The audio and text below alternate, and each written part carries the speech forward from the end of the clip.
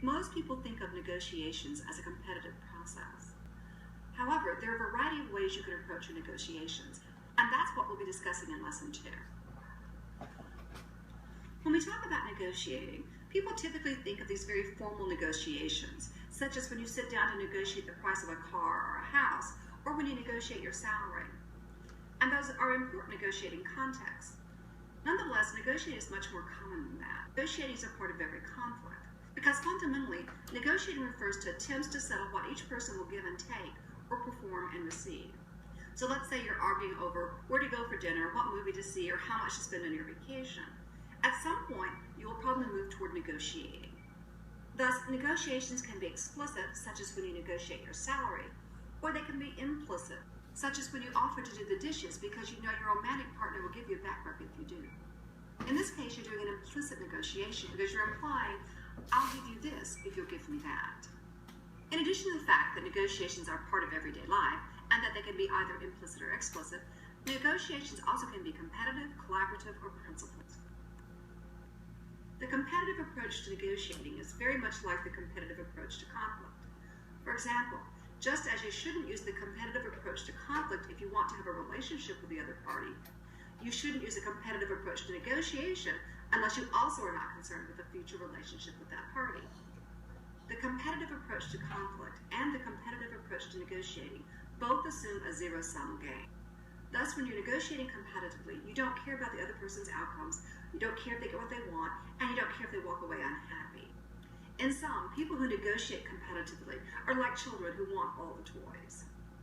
When people use a competitive approach to negotiating, they tend to make very high opening demands. For example, an employee negotiating for a raise might ask for $5,000 more than she actually wants. According to a traditional notion of negotiating, this might make sense. Most people assume that in negotiating, we have to start high so we can negotiate to the point where we actually want to be. In addition, during competitive negotiations, the participants typically concede slowly. That is, they're not willing to give up things until they're forced to do it. So if I ask for a raise that's $5,000 more than I actually want, I would probably very reluctantly go from $5,000 to $1,000 to $4,000 to $3,000.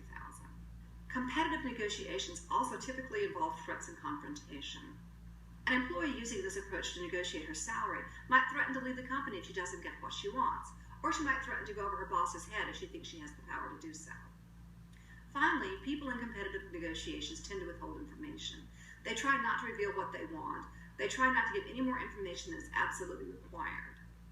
As you can imagine, this approach has certain disadvantages. We're going to talk about those now. You're probably not surprised to learn that a competitive approach to negotiating can damage relationships, particularly if those are close relationships. Imagine that you're negotiating with your romantic partner about where to go on your honeymoon. Can you see how a competitive approach to that might not work very well? In fact, it might mean that you don't need a honeymoon after all.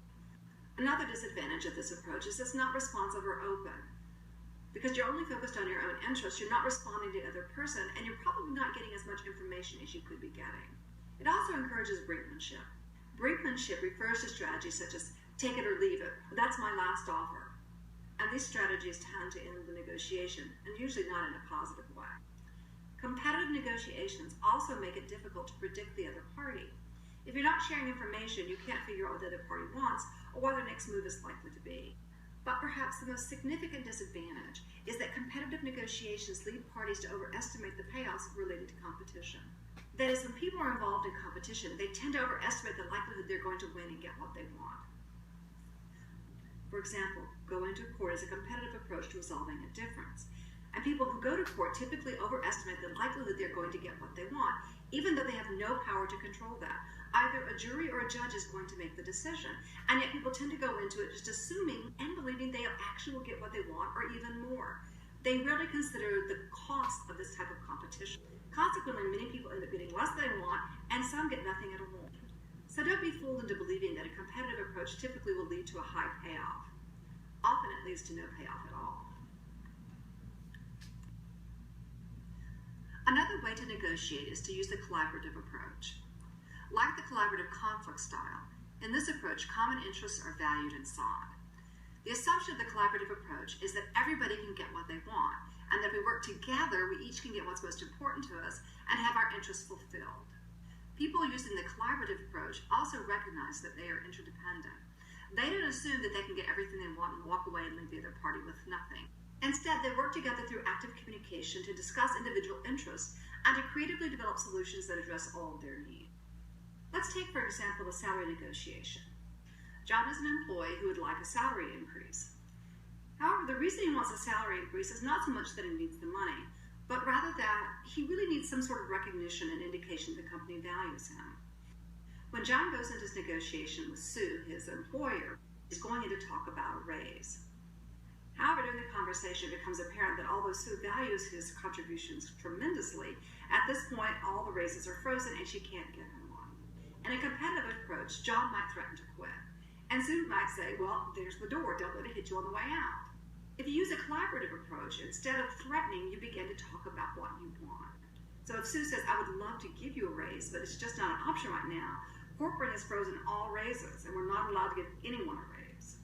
John might respond by saying, it's not that I need a raise, it's just that, well, I haven't received any recognition of the important contributions I make. In turn, Sue might say, again using the collaborative approach, what else could we offer you that lets you know how much we value you?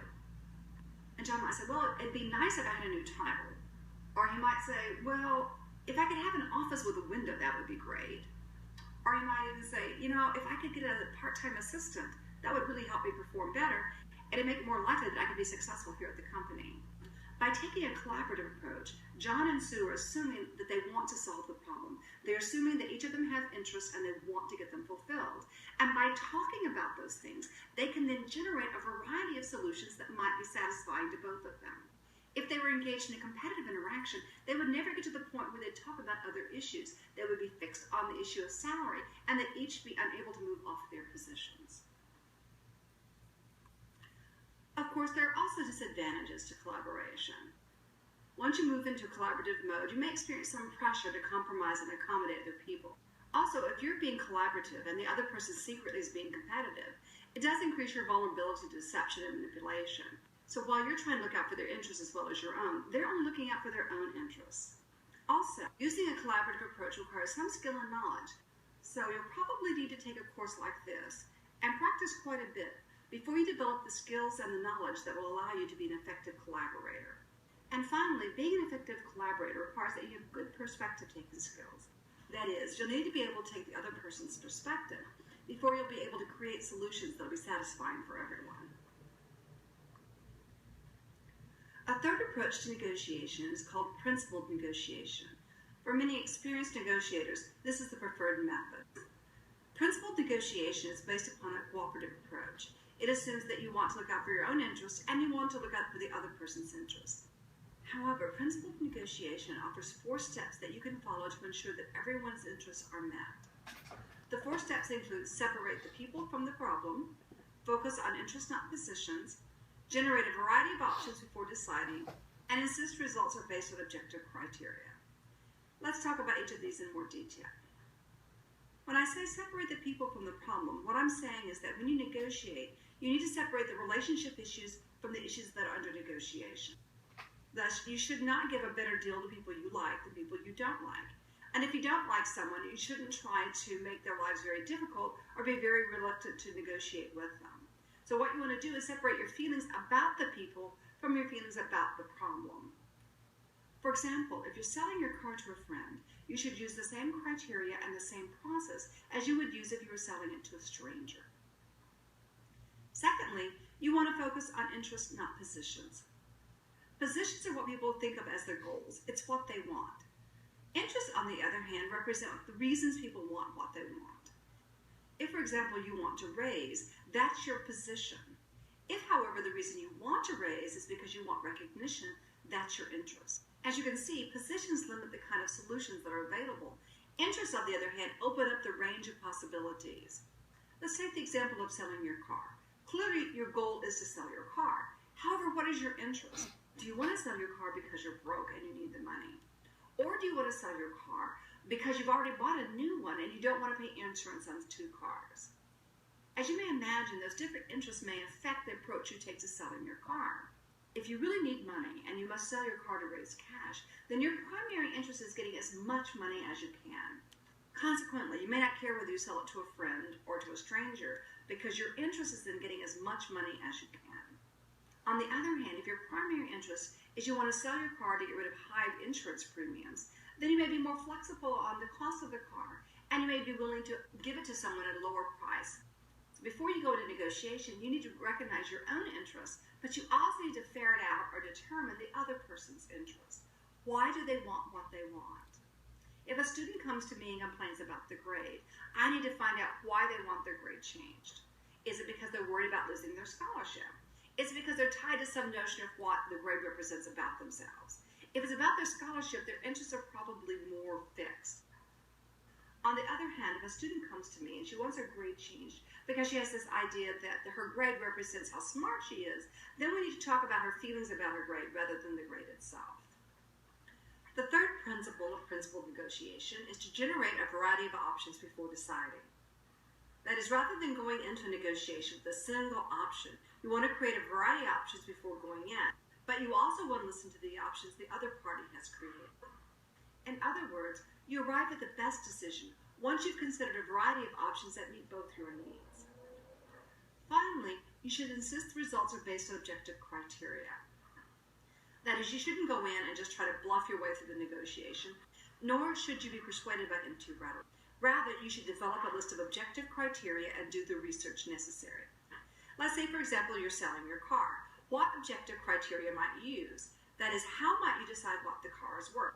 Well, there are a variety of options for determining the worth of a car. First, you might check Kelley's Blue Book and determine what a car like yours would be listed for. Secondly, you could look at classified ads and see what cars like yours are selling for through the classified ads. Third, you might go to a car dealership and determine what they would offer you for the car. By doing your research and basing your decision on objective criteria, you're more likely to get a solution that will please both parties. As for another example, if you want to get her salary increase, again, what objective criteria might you use to make that decision? Well, then you might do some research to determine what people with your job position make in the area in which you live. You can do that by going online and looking at a variety of websites, or you might interview some people who hold positions similar to yours to determine their salary range. Or if you work for a local, state, or national governmental organization, salaries for different positions are often listed online. So principled negotiation suggests that what you need to do is separate your emotions from the negotiation, focus on each of your interests, think of a lot of options before deciding, and make sure that your interests are based on objective criteria.